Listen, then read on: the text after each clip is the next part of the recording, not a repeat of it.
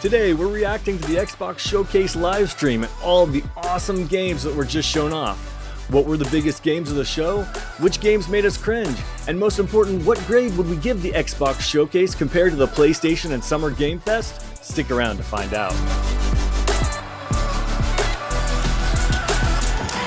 Welcome, friends, to a special episode of Good Playing With You, your weekly gaming news roundup. I'm Dan Whitehill, and as always, I'm joined by my tireless troop of Matts, Matt Lord. Hey, how's it going? And Matthew Moulding. Hey now. Before we hit the headlines, one quick note. We are 292 subs away from our goal of 1,000, so if you could kindly hit that like and subscribe button, it would mean a lot to us. Now, that's out of the way. Without further ado, let's hop into that amazing Xbox show, gentlemen. Going from the top of the show, The Outer Worlds 2. This was Obsidian's return with the sharp, sarcastic sci-fi RPG set in a new star system called Arcadia. Players once again navigate a dystopian world run by greedy corporations with branching dialogue, stealth, and heavy role-playing systems. The tone is dry, irreverent, and full of fourth wall breaks. Visually, it's bright and colorful, which is a surprise because it's so clearly based on the previous Fallout games, but this one is definitely taking a different tone and look. Think space western meets neon retrofuturism with lots of weapons and exotic landscapes. What did you guys think at this new look? So it's not based on any of the Fallout games. It's just the same people that did the Fallout New Vegas. I just want to put it out, like there's no connection between them. I just want to make sure it just seems so closely like it's Fallout inspired. Yeah. It's that genre of game. And that genre of game is probably my favorite genre. Like, I love this type of stuff. The first one wasn't my favorite thing in the world. It felt very small. This one does seem to feel a little bit bigger. A lot of emphasis I felt on gunplay, and I did watch the direct after the show, and I think they're cooking well with this one. I'm really looking forward to getting my hands on it.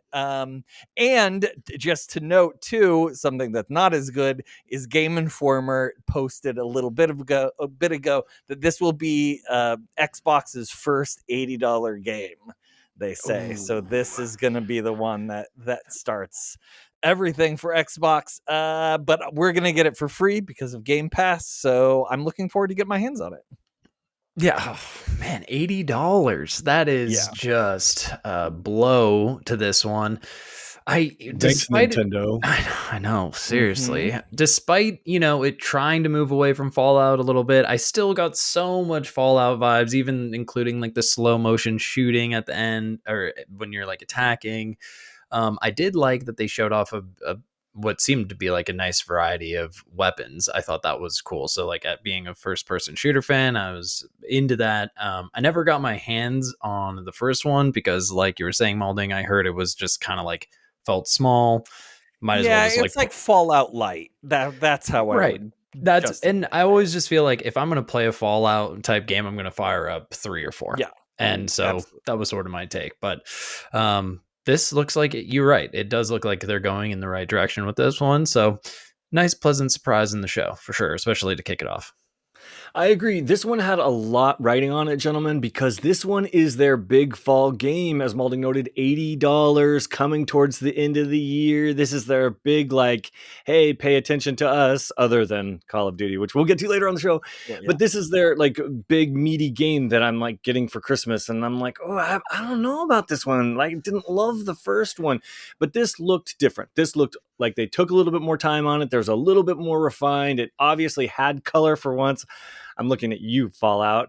And so it did differentiate itself in the ways that it needed to. I'm mildly excited about it. I just thought there were other games in the showcase that we're going to talk about that looked a little bit better. Yeah, I think that's valid. Totally. All right. Let's move on to the next one, High on Life 2. This sequel to the absurd first-person shooter from Squanch Games brings back our talking alien guns and a heavy dose of raunchy humor.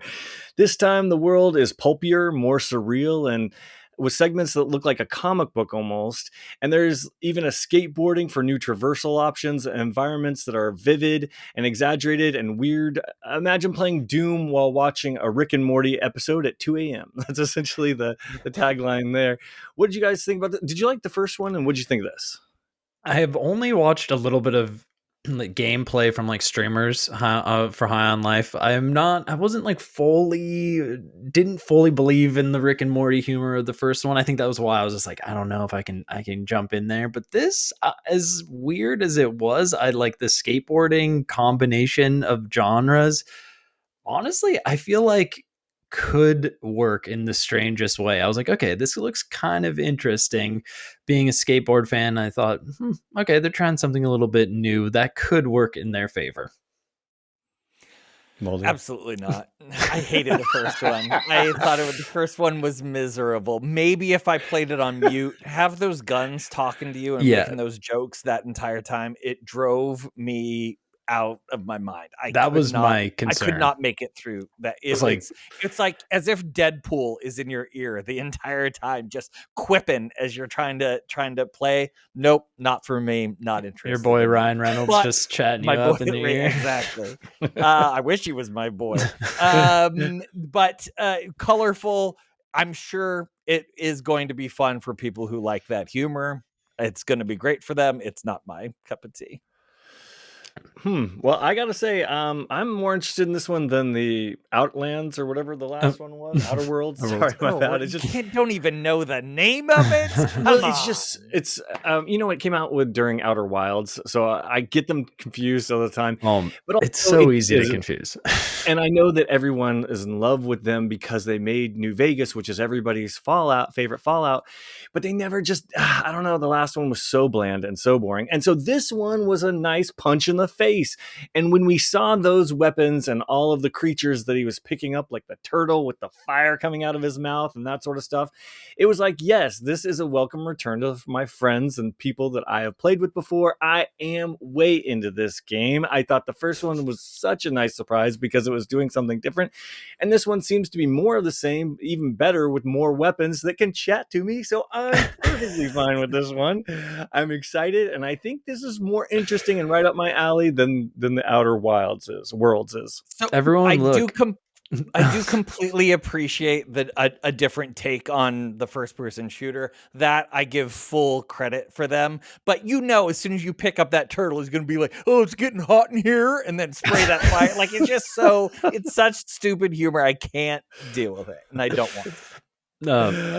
You sound like you could work for the game. You squash games, and if you need someone to do voiceover for your guns, I got someone for you right here. I am open to work right now. So right. Squanch, don't sleep on this man. Exactly. All right, before we move on, let's take one quick pause. And Malding, you had a word from our sponsor. Yeah, absolutely. So this week's special episode is brought to you by our friends at Instant Riot. Instant Riot is a new clothing brand focused on gamers, pop culture enthusiasts, and everyone in between. This month, they are proud to celebrate Pride 2025. So head on over to instantriot.com to check out their selection, including this shirt I'm wearing right now, property of Xbox. You can see it on YouTube. And while you're there, take a look at their exclusive Good Playing With You merch. Enter code FIRSTRIOT for 10% off your first order. Instant Riot. If you know, you know. Awesome. Thank you for that. All right, back to the video games, the reason we're all here. Let's talk Resonance, A Plague's Tale Legacy. This prequel to The Plague's Tale takes place 15 years before the original, following Sophia in a more action-driven tale filled with stealth, firefights, and ancient mystery, quote unquote. Gameplay includes mythological threats like the Minotaur and more of the series' signature rat-infested environments. The atmosphere is dark and cinematic, drenched in shadows. It's just a very different look than the first two games. Have you guys played these games, and what did you think about this one? I didn't play the first two, but I did watch, again, back to the streamers. I love watching a good stream of these games. I mean, more rats, more party is what I'm always trying to say. So I didn't get like a ton out of this. No, that's just a saying that I made up, but it sounds good. There's just should be an Instant Riot t-shirt. Yeah. More rats, more party. I think so. Like, we need to reach out to them. And I just think there's the trailer. I couldn't really tell like exactly what was going on. Like they had that like glowing rope that was going to the Minotaur, and then it just sort of was like, all right, and here's the setup. It looked like they had like a gladiator type of setup, which I mean, that could be cool. Like there could be some, it just looks like they're taking, because it was the setting in the first two was like much different than where we are now. So it's like for sure they're taking a definite 180, which could be cool. I think I like this setting a little bit more. So this one could be on the radar, especially the Game Pass. It's a no-brainer on the Game Pass for sure. I didn't play either of the two either. I didn't play either of the two as well. It looked really pretty. The graphics, like, one thing I'll say about the show is that I was feeling next gen graphics out of almost everything that we got to look at, which I really appreciated. This one for sure looked beautiful. I was like, is this like a sequel to Rise? That's what I thought. RYSE. That's what I initially thought. Yeah. But it looks, I couldn't even really tell what's happening. Same as Lord. I didn't know what the gameplay really was. Didn't get a good handle on that, but it looked pretty, and I'm open to checking it out for sure. This one is another question mark for me. And don't get me wrong, I do play these games and I've completed them. And I think their gameplay is interesting. There's definitely a place for it.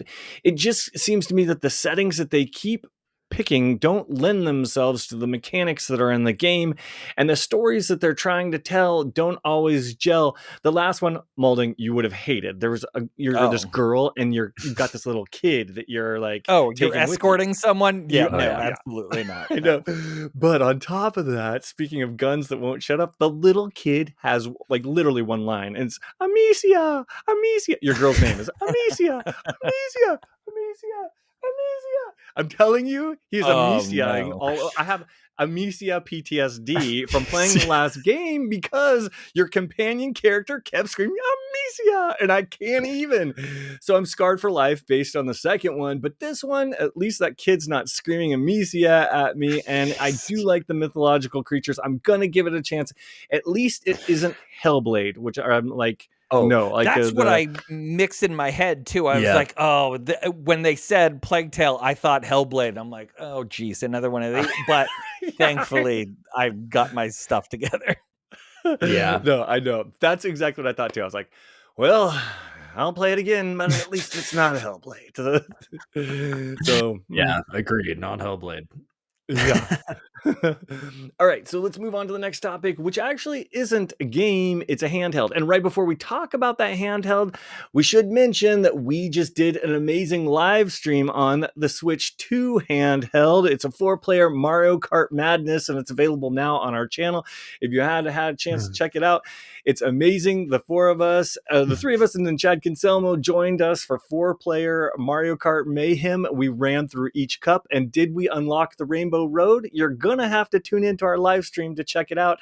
It was a great time, and I can't wait for more live stream shenanigans with you guys. Oh, so fun. Some of us were much better than the others. Not this guy. This guy was so not one of them. I will say, and the face cams that are featured in Mario Kart are the show. Star of the show. Yeah, like that made it. I was so very fun. Suspicious about them when they announced them, Same. but seeing them in action, it was the best. It added to the party element for sure, and we'll see if we can keep that party element going when we do our next live stream, which will be the Mario Party Jamboree plus TV update that's coming out this July, I believe around the 27th, but we'll announce the firm date as we get a little bit closer. But we've definitely got our eye on that game. It will have more camera shenanigans and more craziness from yours truly, so please be on the lookout for that and join us when that comes around too. For sure. All right, now, Lord, you must have been pretty excited about this next time, the Rog Ally X. So this is a Windows brand. It's not technically a game, of course. It's the big Xbox branded reveal that we've been talking about on this show for 6 months now, a year. But it's a Windows-based handheld device. The X version boasts the Ryzen Z2 Extreme chip, upgraded RAM, and storage. There were 2 versions of them. One of them had, I believe, 16 gigs, and the other one had 24 gigs. So some significant RAM on these puppies that are going to be able to run these games, and full Game Pass support. So picture basically a Switch crossed with a a Steam Deck, but sleeker, Xbox accents and buttons on there, high-res screen. And for gaming enthusiasts, this was clearly Microsoft's way of saying, we're in the portable race too. They essentially planted their flag and they said everything can play on this. That's what they're sounding like. What'd you guys think? Lord, you're the handheld guy. How'd you react?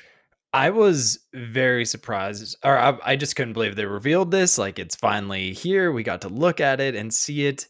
Just to nitpick the design just off the bat, I am not like a huge fan of the fins on the sides. Like, I really believe that it should be a flat situation that you can put into any bag and not have to worry about it potentially being lifted up an extra little bit because you have these fins. That's the one thing, but I bet you that is going to be very comfortable. I bet you that's going to rock to hold and hold for a long period of time.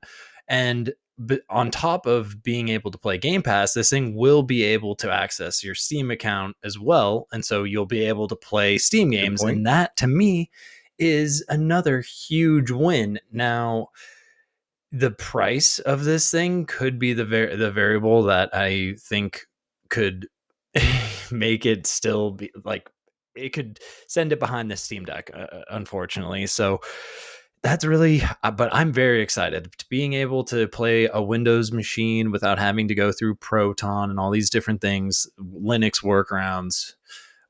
It could be really, really cool. I'm excited. I'll be keeping an eye on it.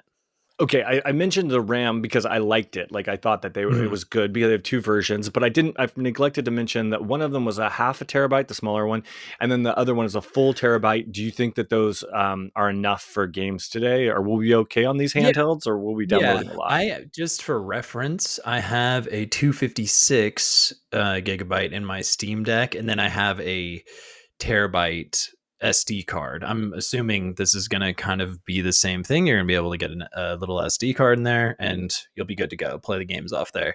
If that isn't the case, and for whatever reason it's not SD card compatible, I could 100% see that being a problem. It could be SD card compatible, and one thought I have is, man, it kind of would be nice. Now, granted, we'd be paying a premium here, but it would be nice if we could take the SD card out of my Series X and plug it into this thing, so I don't have to transfer any games. I would have the same thing, like literally just plug and go. That's what I would want. Wait, can the Series X handle SD cards?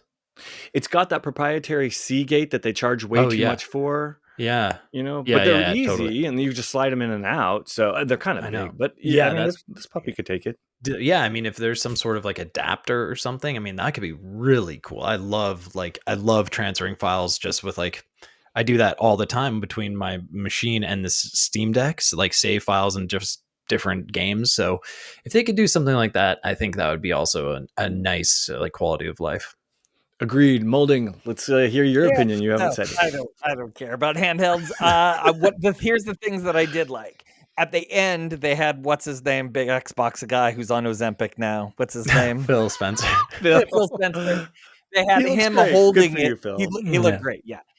They had him holding it, and it looked huge. It looked really nice and like a big machine, which I need a big machine for my little mole eyes. So I was all in on that. I thought it looked good. I also think those controller or the hand, whatever we were talking about, the handhelds or whatever, those look super comfortable. I love that. I think it looks like a good machine. I would never, ever purchase it, but I think it looks great. I mean, I think that.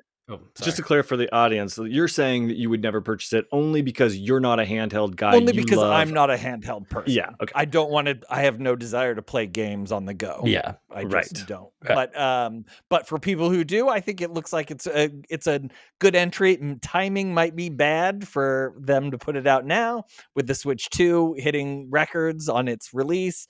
But they had to do it. They had to do something.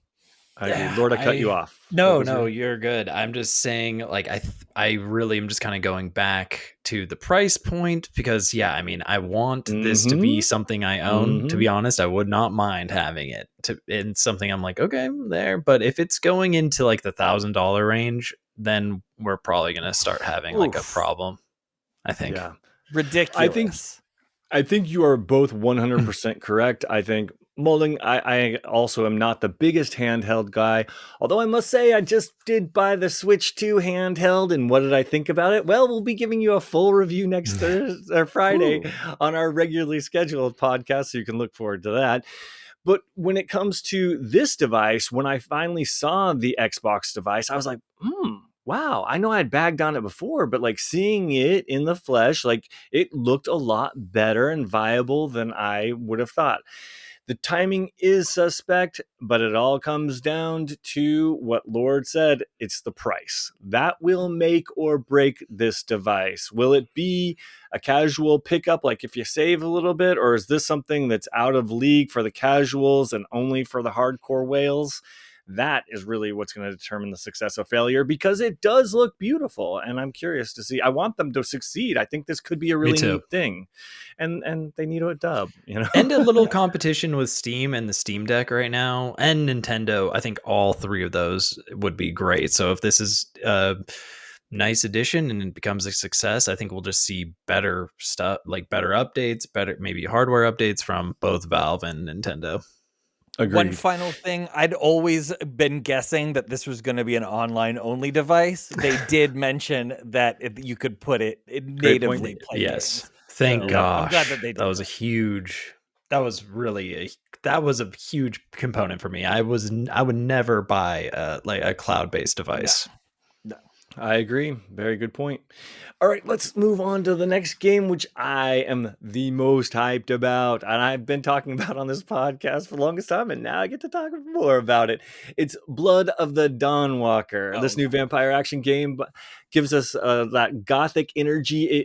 Think vampires and CD Projekt Red's Witcher, because I think these people actually were at CD Projekt Red, and then they left and started this, and it's stylish, it's moody, with like cathedrals and tons of combat, but you've got vampire powers because you're part vampire, part human. You're like it's Dawnwalker guy. It's just like a Castlevania RPG sort of thing. For me, my expectations are that it essentially is The Witcher with vampire powers. That's how cool this game is, and I can't wait to get my hands on it. What did you guys think? So this was the game that you had us watch the trailer like a month or so ago, and it was more like a cinematic trailer. So this is it. This is the fall. Okay. I want to make sure that connection was made.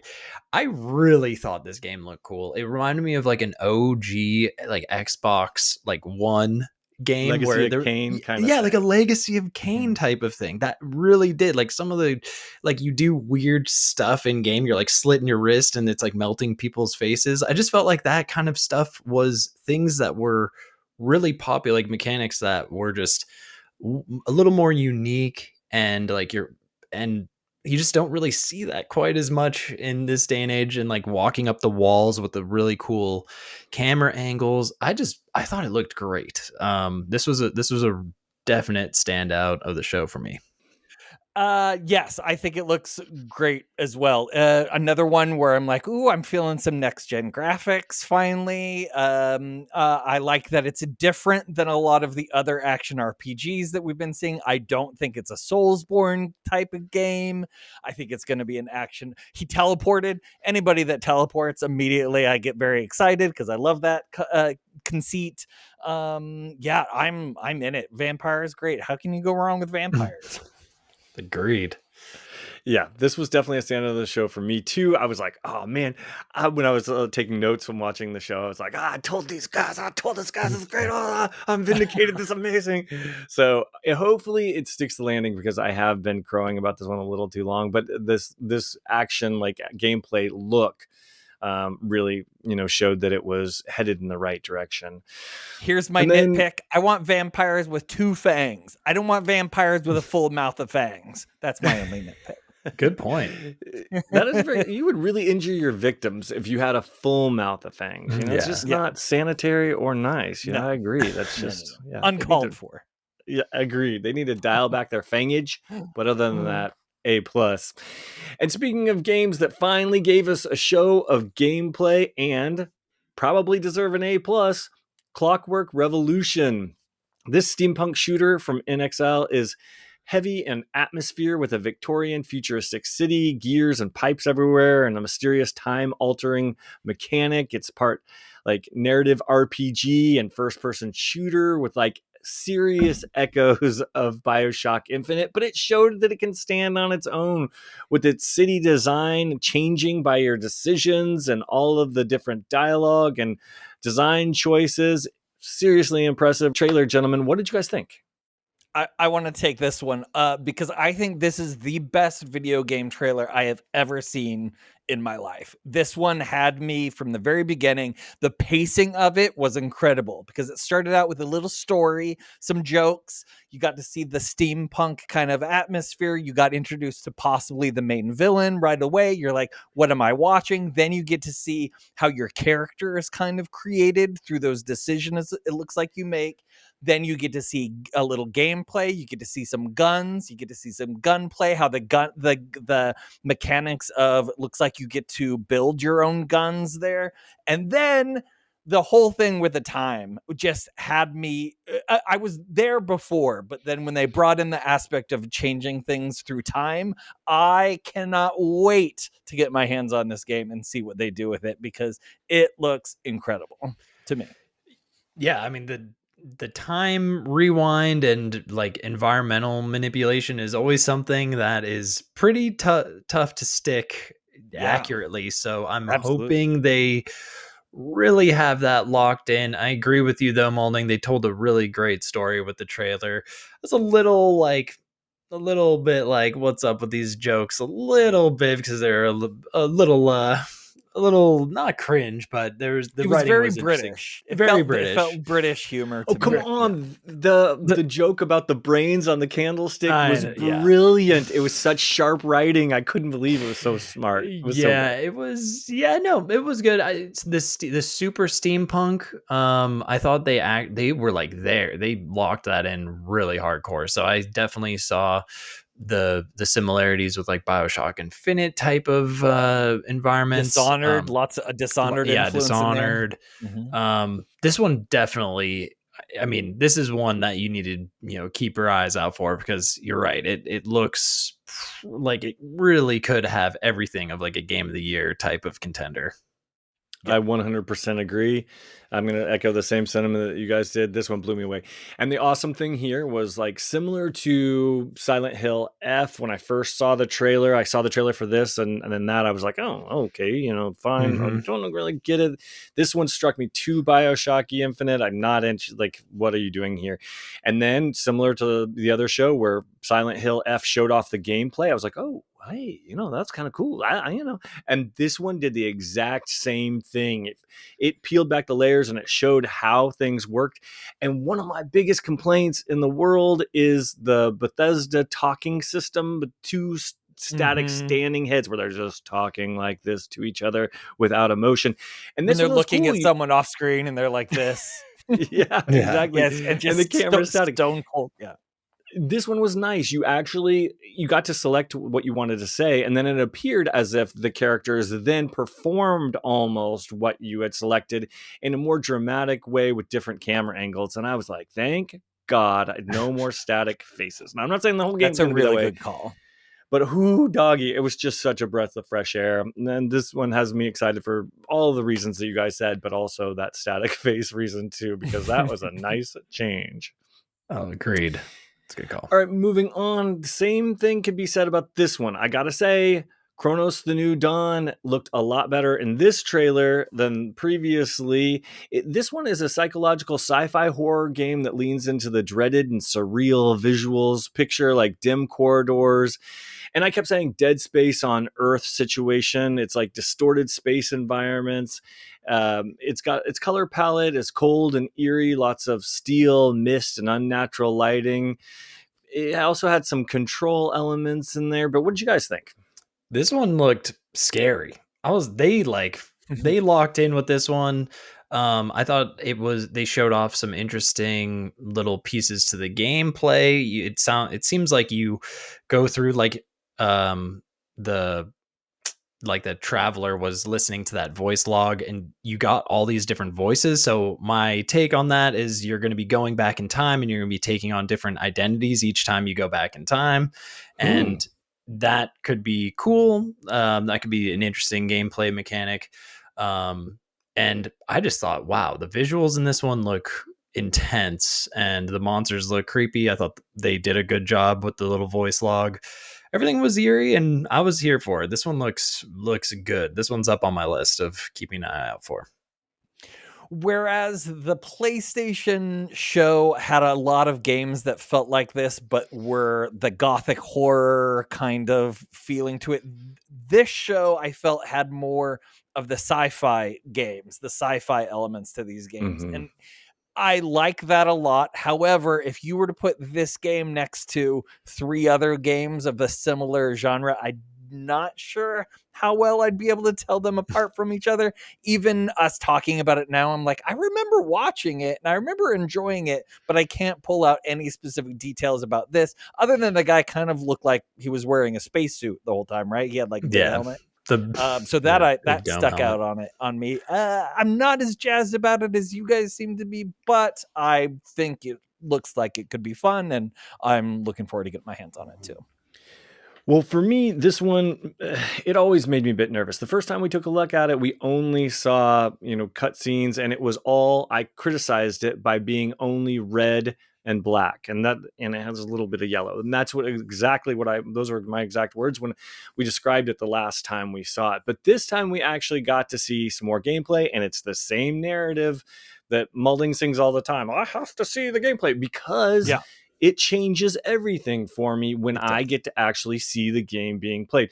So this one did make me a little bit more excited, but I will say Mulding is 100% correct that there was not a standout feature or visual that I can associate with this. And that's why I keep calling it Dead Space meets,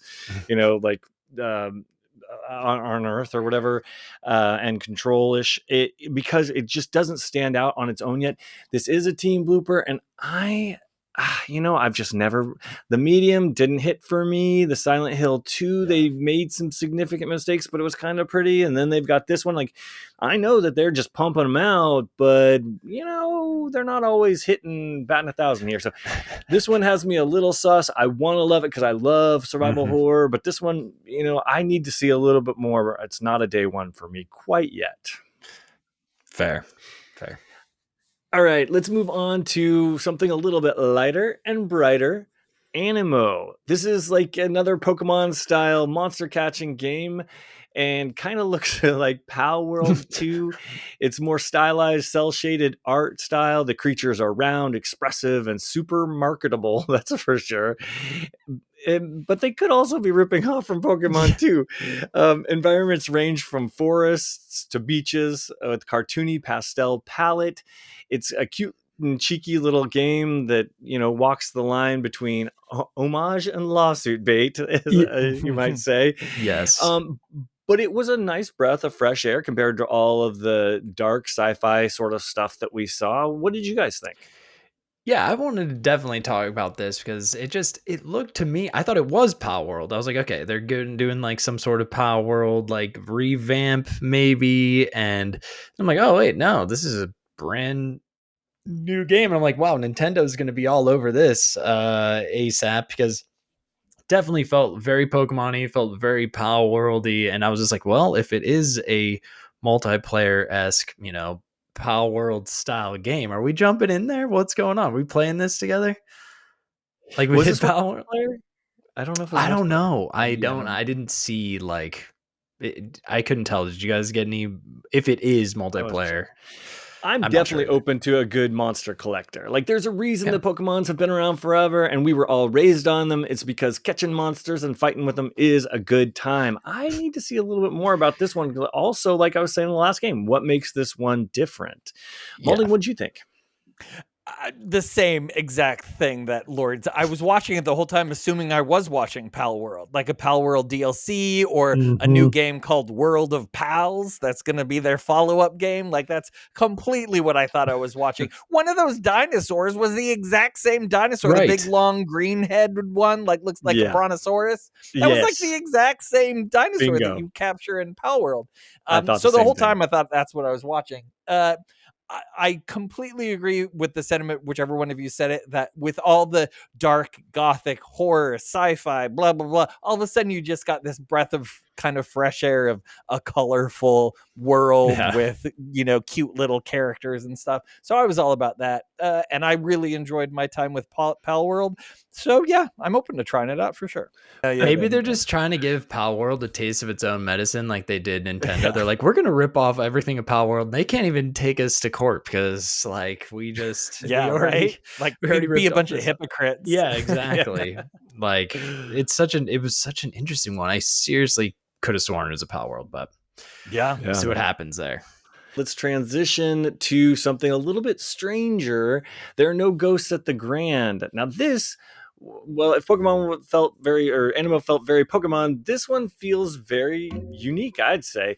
It's a cozy, what they're calling a cozy narrative mystery game set in a haunted hotel, but it's more whimsical than it was like all of the horror elements that we saw with the other games.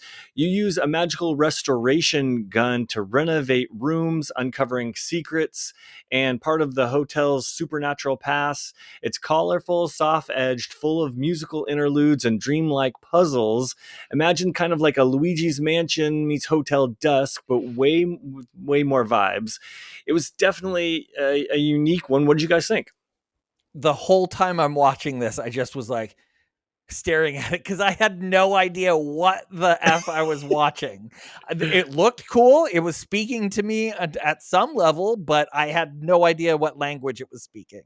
I just was watching it, enjoying what I was doing. They had like the concierge singing to you right away as you walk in, and I'm like, okay, I'm in it. Like, as soon as they talked about how, oh, you're not just going to do this hotel, you have a whole town to use your powers on. That's when I was like, oh, okay, all right, I'm seeing something new here, something different.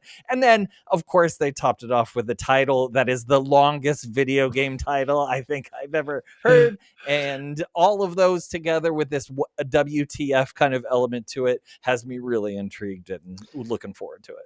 Yeah, they're leaning into those, like, the power wash simulator fans. That's what I thought it was. Yeah. Honestly, seriously, because I keep playing them on Game Pass. I'm like, okay, is Power Wash similar? This is a renovate. What the fuck? Yeah, that was seriously. My reaction. That was, and then I was like, wow. Okay, like, no shade because there's nothing really wrong with it, but like Microsoft is like coining this specific style of graphics, and I'm like, it like has like that cell shading, almost claymation, and exaggerated features of all the faces. It's like such an interesting look. And then I will say this game really worked well with that. I felt like once you started seeing the gameplay, I'm like, okay, that's good, because I thought maybe we were just going to see like another clone of another game. But I was completely, I mean, this is like an unexpected title, so I don't know if I'm super in. I can't tell with this one. Like, am I totally in or totally out? I don't know. This is Game Pass. Yeah. Nice. So, yeah. So that means I'm in. Like, Game Pass, I'm like, True. Game Pass is always like, all right, I'm in. Yeah. No, I don't have anything to add. I think you guys nailed it.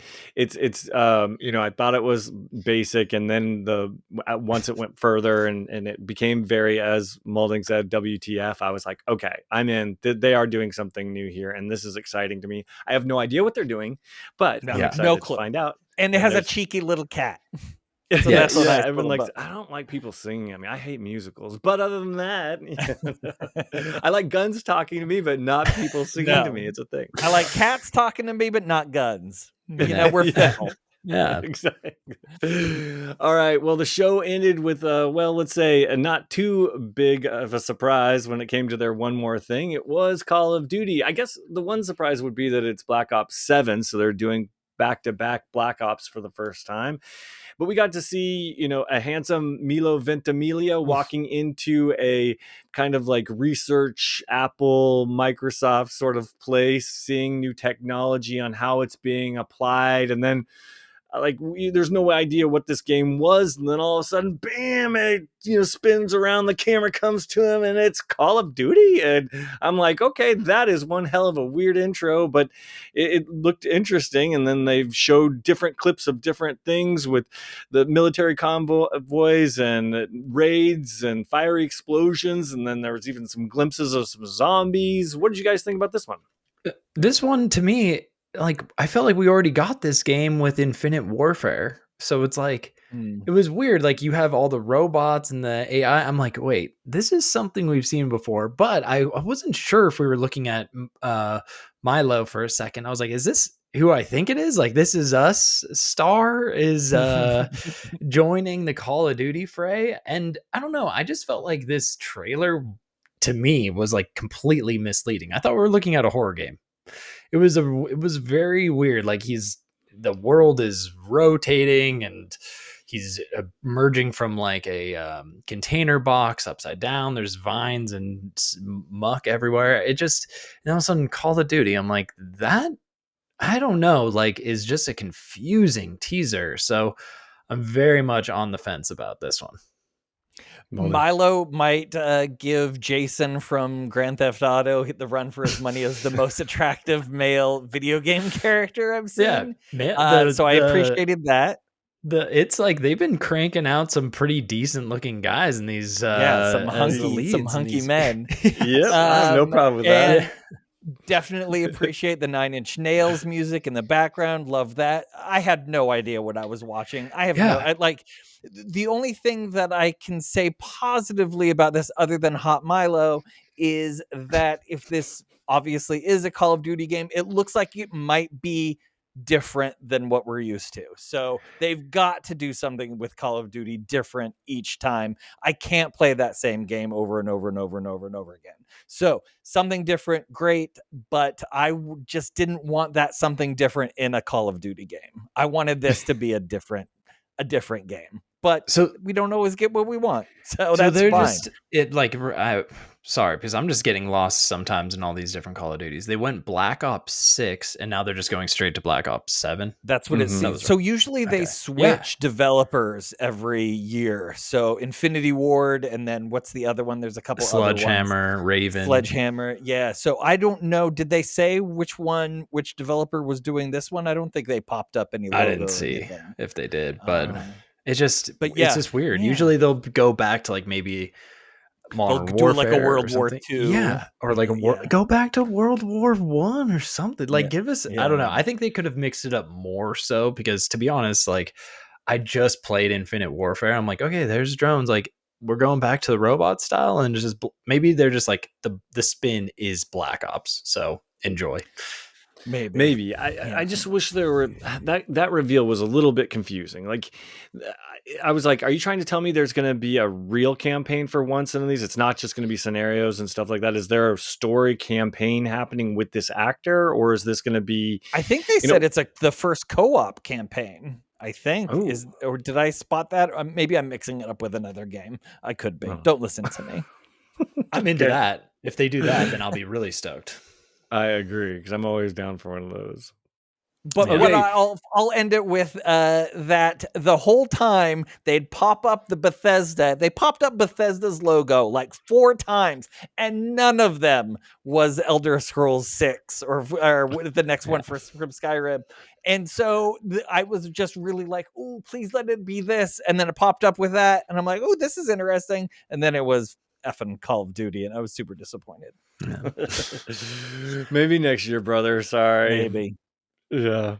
Okay, so gentlemen, it was quite a showcase with lots to see. Before we hop into our final grades, let's talk about what was your favorite game and what would be your best of show. Starting with you, Lord. I mean, naturally, it's going to be High on Life 2. No, to be honest, this one for me was, I think, best of show for me was the Blood of the Dawnwalker. I liked the style of it. I thought there was so many cool elements that really spoke to me. That was it was the standout. That's something I could see myself playing as soon as it drops. Day one, picking it up. All right, I gotta just jump in right here before you molding and say the exact same thing. I've been crowing about Blood of the Dawnwalker for such a long time, and won't even talk about it anymore because I love The Witcher, and this is like Vampire Witcher. So I'll shut up. So yes, agreed, and me too. Molding. The correct answer is Clockwork Revolution. The best game trailer I've ever seen. Okay. And I'm so stoked for this game. This is going to be a game that I'm going to be watching to see when it comes out, and I'm going to be super excited to get to play it. Like, good, great pick. Totally. Oh crap, that is a great pick. I almost want to go with that. You're almost right, but no.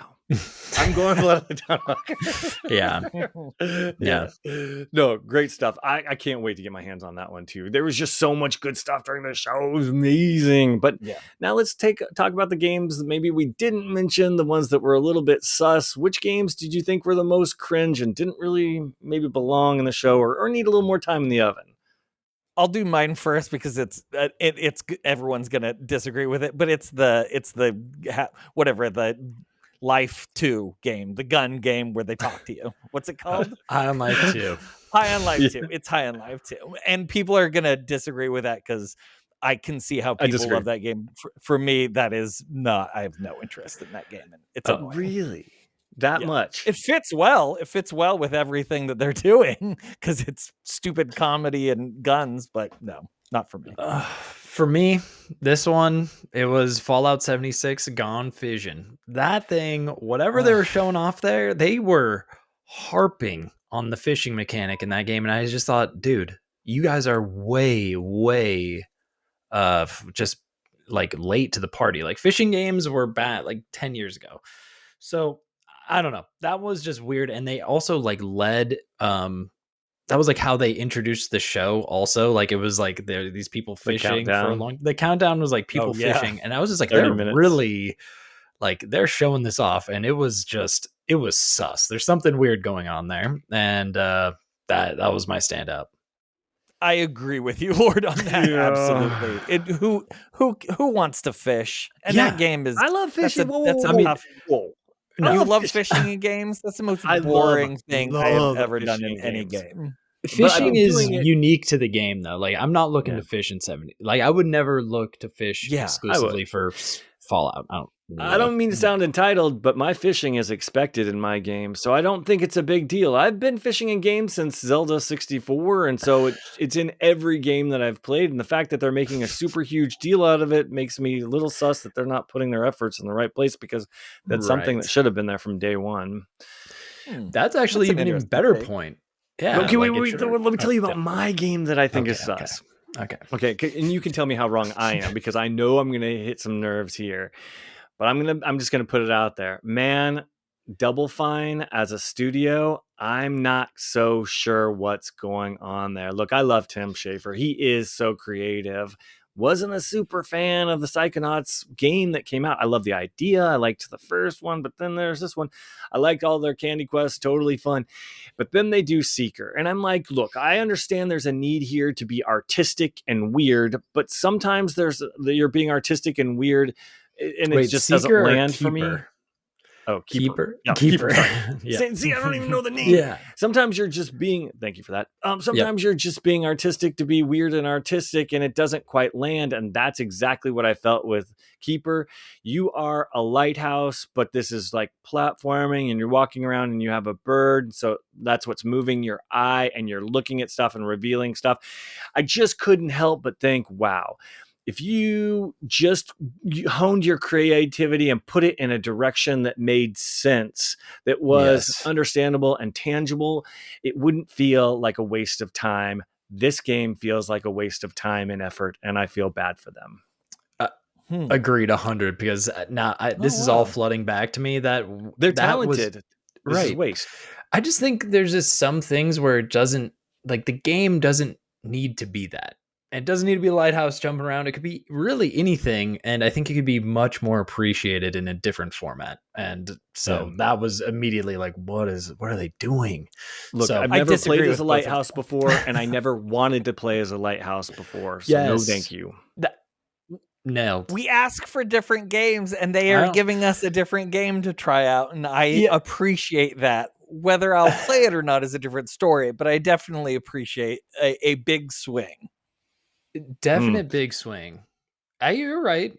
You could be any person on any country or any sort of animal in the zoo busting out doing it, and you could be any sort of like thing that I can associate with, but I just can't feel connected to a lighthouse, and so it's a waste of my time. It does give me that feeling that the head guy, you mentioned his name, is like probably really loves lighthouses, and he was just like, I want to do a game with a lighthouse, and then that's what came about from it. I mean, that's the Psychonauts guy, right? Like, Yeah, he could have Tim done Schafer. Psychonauts. Like, new Psychonauts, please. Yeah, I don't know. I didn't love the last one.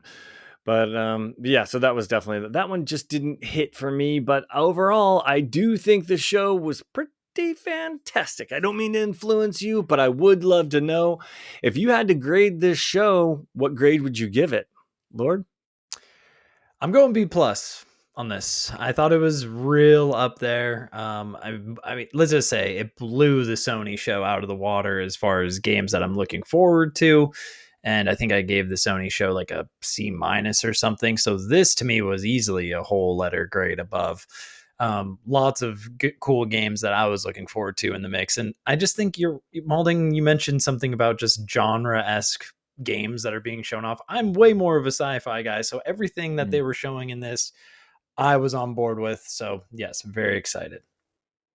I will say an A, and I will say a solid A, because nearly every game they showed I could see myself playing or giving it a shot, whereas that was not the case for the other shows that we've seen. There were some straight up like, I will never play these games in some of the other reveals, but this one I felt like like the Super Meat Boy 3D. I can't stand platformers, but there was something about that one that looked like it was kind of fun.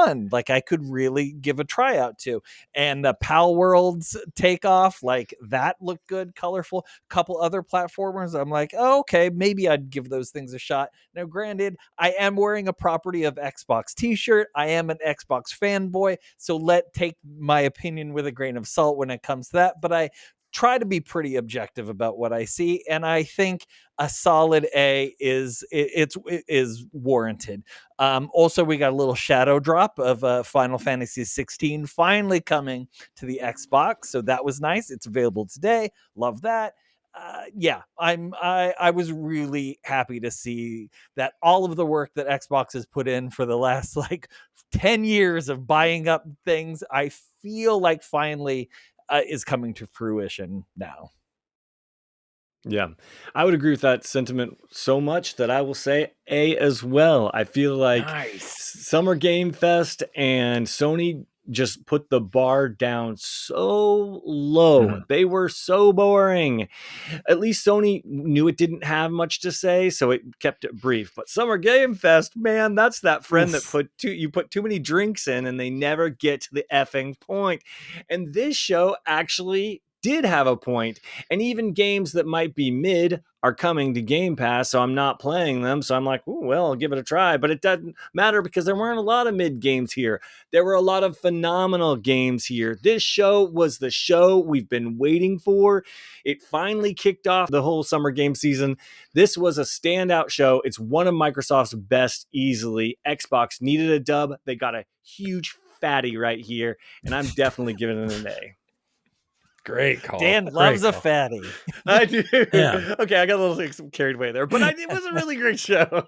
It was. And I think the only reason now I feel like I need to justify my B+, and I think it's that's okay, just buddy. because, it's okay. Yeah, I think it was just because there was still quite a few games we didn't talk about. But like even with the games that we did talk about, we're still double the amount of games we talked about at Sony. So for sure, yes, that is what I'm getting at with that. This definitely has me hyped for this fall, and really 2026 because everything's coming out 2026. Yeah, but this really has me hyped out for it. This is the shot in the arm that gaming and I needed to get excited about games, and I couldn't be happier. And then so it was great stuff. Great stuff. All right, that pretty much wraps everything we have for this week. If you're watching on YouTube, please like and subscribe. And if you're listening on a podcast, please tell 292 friends to like and subscribe. And on behalf of Matthew Malding, Matt Lord, and myself, Dan Whitehill, thank you for joining us. And as always, good playing with you. Good playing with you. Good play with you.